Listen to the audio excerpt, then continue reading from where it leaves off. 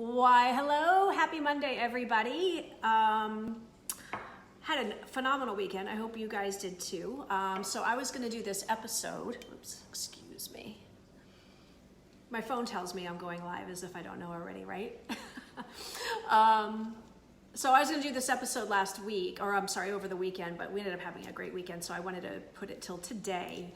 This topic is probably gonna be a little bit longer, so feel free if you need to jump off, you can always watch the recording when I post it later. But there's gonna be three main points to ADHD. I'm gonna talk about prevention, ways that you can prevent ADHD or hyperactivity. I'm going to talk about the side effects of Adderall, and then I'm going to talk about natural solutions, food-based solutions, natural solutions that you can use for helping with symptoms of ADHD. So that's going to be kind of the format. I'm going to cover those three things, and feel free to ask any questions or anything like that along the way. Okay, so the first thing I want to talk about is prevention. And I will tell you, I've had a lot of clients that when they come to me, whether as an adult or a child, and they have symptoms of ADHD, so things like hyperactivity, they struggle with focus, impulsive behavior, things like that. Those are all signs of ADHD. The very first thing I ask them is to keep a food record of pretty much everything that they or their child are eating for a week. The reason why is because a lot of foods that we eat, and I'm going to go over what they are, stimulate and are known to exacerbate those very symptoms. Typically, the number one culprit is going to be food dyes, but when you mix food dye with processed food, it increases it even more so. It like jacks it up. So I'm going to talk about the main culprits that contribute to ADHD or ADHD type symptoms, because if you're mindful and you're keeping a food record of what you're feeding yourself or your children, by eliminating these things, in a lot of cases, it has greatly reduced the symptoms, if not in some cases even eliminated them. So I'm going to go over what those things are right now. Okay, the very first chemical culprit is, like I just said, food dyes. Food dyes really are known to exacerbate and stimulate hyperactivity, lessen focus, and really increase the impulsive behavior. So I'm just going to read the list real quick, but I'm going to give you some examples of products that have these food dyes in them. Hey, Sean. Hey, Jeff. Okay, so blue dye, and you can Google these later if you want, but blue dye number 1 and blue dye number 2, yellow number 5 and yellow number 6, green number 3, orange B as in boy, citrus red number 2, and red number 3 and red number 40. Those specifically are known to really mess up people's focus and create hyperactivity. So you may think, well, I don't eat anything that has those in them, but I made a list specifically of foods that are known to have at least one, if not many, of these food dyes in them. So you may think maybe you only, eat things on a rare occasion, but think about how little throughout the day your child or you may be getting doses of these exact food dyes that are increasing the ADHD. So I'm gonna go over this list right now of foods that you may be buying that if you slowly start to eliminate out of your pantry can really help. Okay, so candy. Candy's probably the number one culprit, but think of things like any candy that is colored, like gummy bears, licorice, Skittles, jelly beans, Jell-O, pretty much any candy. I'm not going to sit here and name all the candies, you get the idea. But candies are not naturally those colors, the blue, the green, the orange, the reds, and a lot of those food dyes can increase the hyperactivity. Cereal, think of all the colored type cereals, Trix, Fruity Pebbles, things like that. But even yellow cereals that are made to look like grains, they're adding the yellow number 5 in there to give it a brighter yellow color so it's not like a dull brown. Chips like Doritos, Cheetos, any of these chips that have these strong colors. That's not natural. a lot of times it's going to be a food dye that's put into the chips. This is a really big one, especially for kids that are athletes, are into sports or sports drinks. You think of Powerade, Gatorade. They're not naturally blue and orange, guys. Those are food dyes that your kids are drinking and then maybe having a snack afterwards of chips or whatever. So they're getting a lot more food dyes than you probably think. Macaroni and cheese. I know my son absolutely loves macaroni and cheese. We buy the Annie's brand, but just your Kraft macaroni and cheese has yellow number 5 in it. Sodas that are colored, like your orange soda, red sodas, blue sodas, ice cream. You think of all the different bright colors, the pinks and all those different colors in ice cream. Baked goods, that's, I mean, think of cupcakes, cakes, all those bright colors loaded with food dyes. Cheese. So you think of even like processed cheeses like Cheese Whiz, but cheese colored products, Cheez-Its, cheese, anything has the yellow number 5 in it. Puddings, Pop-Tarts, especially the jelly inside the Pop-Tarts is also, if it's blueberry, it's got the blue dye in it, plus all the icing and stuff like that. Waffles, the Eggo waffles have the yellow dye number 5 in it. Teas, if you're not buying like a natural organic tea, a lot of teas have colors in it to make the tea look more appetizing. Hot dogs have the red dye in it, a lot of processed meats so that they look more red and vibrant. Pistachios, the ones that are colored with the red. Jelly, the jelly that's inside Pop-Tarts, the jelly, just jelly in general, but also jelly that's inside those cereal bars that have, you know, they look like they're healthy, but they've got the food dyes in the jelly that's inside, whether it's a blueberry or strawberry jelly.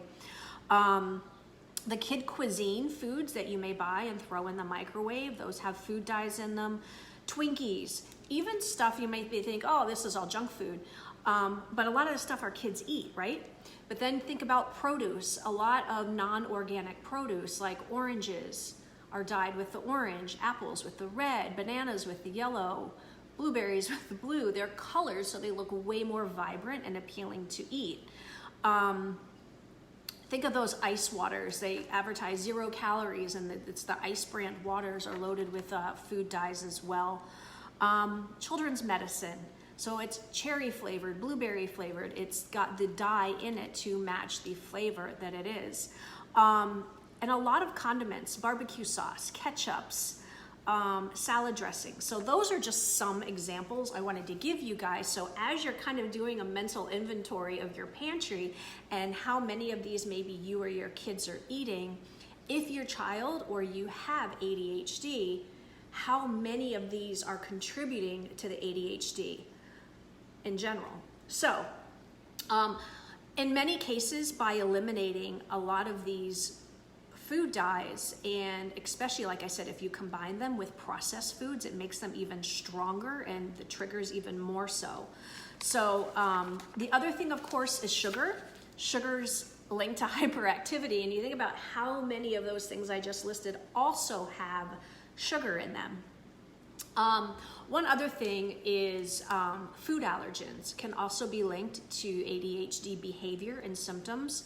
Now, obviously, now this isn't necessarily like a full-blown reaction, but even a sensitivity to some of these things I will list can trigger hyperactivity and decreases the brain function if there's a sensitivity to it. But wheat, milk, peanuts, tree nuts, eggs, soy, fish, and shellfish. So you think about the average diet maybe you or your family are eating, and does it include some of these things, especially those food dyes and the processed foods and the sugars are really going to exacerbate those symptoms of ADHD. And like I said, in many cases, it really, really helps by eliminating those things and buying whole, natural foods.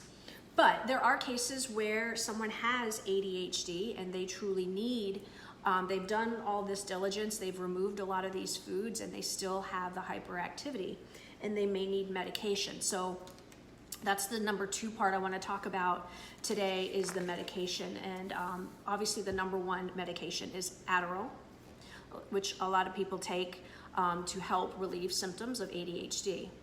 So with that, there's definitely 2 subsets of people that take Adderall. Let's be real. There's Obviously the ones that need focus, a lot of children and adults that need focus, but I would strongly suggest trying what I just shared earlier about eliminating a lot of those things to see if you can prevent it in the first place. But then there's a second subset of people taking Adderall for weight loss. So I wanted to put in perspective some more natural options without all the side effects. So let's talk about Adderall for just a moment. So Adderall works by making you feel full, makes you feel satiated. Truth be told, what's going to make you feel the most full is fiber. Fiber is nature's appetite suppressant.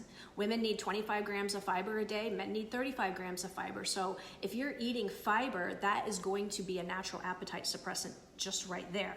But a lot of people are taking the Adderall and they notice that they feel full and their appetite is suppressed. But let's talk about some of the side effects.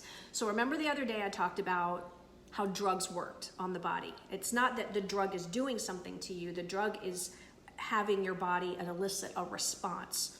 So with the response that you get when you take Adderall, the 6 most common side effects: insomnia and restless sleep. I don't know about you, but if I don't have a very good night's sleep, I am a raving bitch and I have 0 patience for the day.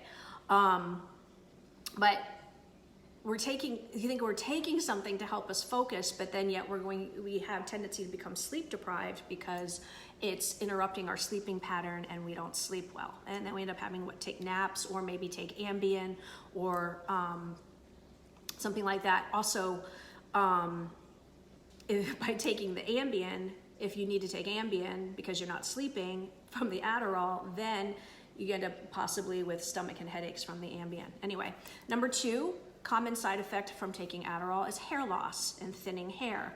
Possibly a result of poor nutrition, I don't know. But so then if your hair starts thinning, what are you gonna reach for? You're gonna reach for Propecia or Rogaine, made by Merck and Johnson & Johnson, right? So you start to see by taking this one medication how it's leading to side effects, which then have you reaching for more medications. Third side effect of Adderall is constipation. So you get constipated, you don't poop, and then you reach for laxatives. So sleepless, hair loss, constipation. The fourth thing, biggest side effect of Adderall, are headaches. And if you're getting headaches, you're obviously reaching for medication to help relieve the pain. Maybe taking Motrin if the headache is severe. Now you're reaching for Imitrex, another prescription headache medicine. The fourth side effect of taking Adderall is inability to relax and irritability. So then maybe you feel like, gosh, I need to take Xanax to relax because I feel irritable because I've not slept, I'm constipated, and I'm losing my hair. I'm kind of making fun, but this is all in the gist of some people that are taking it just for the sake of weight loss. And then the 6th thing is depression. And so if you start feeling depressed, maybe because the other 5 symptoms you have, then you're reaching for Prozac or Celexa, Paxil, or some other SSRI, which I will be actually talking about tomorrow. Which, here's the irony, is if you suffer with depression and you're taking an SSRI, that class of drugs increases your carbohydrate cravings, which then can make weight loss even harder. So I'm not saying Adderall has its purpose, but I would strongly suggest if you're the kind of person that's trying to move away from taking medications and are experiencing some of these side effects, and if you're not okay with these side effects in this lifestyle, try reducing a lot of the things I talked about earlier in this video to improve your focus. And if you're doing it for the sake of weight loss, is the weight loss, when really you could just add fiber, are the side effects really worth the lifestyle you're having to live for the sake of weight loss? So I'm gonna move on to number 3, and that is a solution. So for those of you that struggle with ADHD, I'm gonna give you some natural things that you can take, and ironically, you can get them all in this one product right here called Focus. It's 100% natural, that help with symptoms of ADHD. But what I want you to pay attention to that's really ironic, The side effects of these natural products are all positive. They're benefits. So now you're going to be able to treat your ADHD with these things and have positive, almost the exact opposite of what the Adderall is going to give you. Grapeseed extract. Grapeseed extract is known to help you improve your concentration, promotes hair growth. It helps towards allergies, it helps towards ADHD, and it helps towards breast cancer. Grapeseed extract. Focus, hair growth, allergies, and ADHD. Just that alone is amazing, okay? So then we're gonna move to the next thing, which is GABA. This reduces PMS, it relieves insomnia, it stabilizes your blood pressure, stabilizes your blood pressure, treats ADHD naturally. It also helps you burn fat and relieves pain, and it has a sedative effect, so it helps calm anxiety. The next thing, 5-HTP, another natural solution for ADHD. 5-HTP. It's synthesized from tryptophan. You think about from the turkey. It helps with anxiety, including trouble sleeping. It improves your sleep patterns. It improves moodiness, improves headaches. You notice all these things are the exact opposite of what the Adderall does. Helps with insomnia, helps with weight loss, improves headaches, increases your serotonin, which is what those SSRIs do. So when you increase your serotonin, your depression lifts, and is a calming neurotransmitter. However, you do not want to take 5-HTP if you are taking a prescription anti-anxiety pills or antidepressant medications. If you remember when I talked about how drugs work with the pathways that interact, you don't want to do that. Okay, L-tyrosine increases your metabolism, treats depression, improves focus, improves mental clarity, suppresses your appetite, improves your energy, improves thyroid function, and decreases PMS. That one thing. Okay, this one's a long word and it's the last one. It's phosphatidylserine. Basically, what this one natural substance does is it helps your body relieve stress through reducing your cortisol levels. So the cortisol levels are what are released, those hormones that are released when you're stressed out, which also have you put weight on. This reduces those. It encourages brain activity through your neurotransmitters, improving the ability of ADHD sufferers to focus, have better impulse control, and learn without becoming easily fatigued. 5 natural solutions if you truly struggle with ADHD that are not addictive, they're not habit forming, and they move you towards health and freeing yourself of medication than towards having to be tied to side effects like not sleeping and being constipated and hair loss and irritability and all of the things that come with taking medication, and then all the side effects that go with it. So if it's for the weight loss, truly, just eat more fiber, guys. That's the best appetite suppressant out there. Get more exercise, drink more water, all the natural stuff. And if you do, or anybody in your family struggles with ADHD, eliminating as much as possible this list of food dyes, preservatives, and sugar, and possible allergens that you're responding to are going to make a world of improvement. If you think about the irony, and I'll end it with this. Remember when I talked about the pharmaceutical companies and kind of their main focus is to keep people sick and then needing more medications. So with Adderall and ADHD, people reaching for Adderall now may end up needing so many more medications because of the side effects, which increases their customer base. Whereas truly by reducing a lot of these food dyes that the food company are putting in to the foods, you're reducing the chances of having ADHD to begin with. And by adding these natural supplements, this one's a great one. It has all those things I just listed.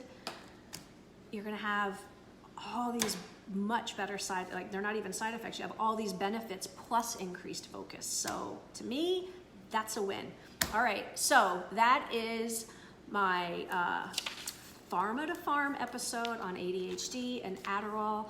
I hope it brings you some enlightenment and maybe some solutions to have some sanity in your home and really help your children or yourself or whoever it is have better focus so that they're able to reach their full potential.